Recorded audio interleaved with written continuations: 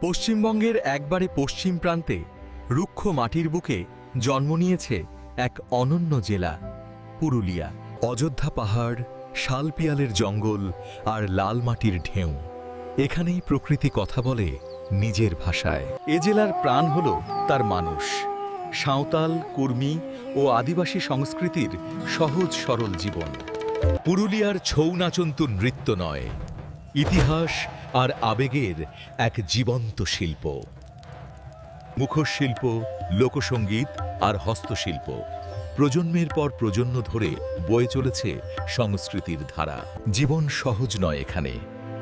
খরা আর সংগ্রামের মধ্যেই গড়ে ওঠে পুরুলিয়ার শক্ত মেরুদণ্ড। তবুও প্রতিটি ভোর নিয়ে আসে নতুন স্বপ্ন, নতুন আশা। পুরুলিয়া, রুক্ষতার ভেতরেও যেখানে জীবন রঙিন।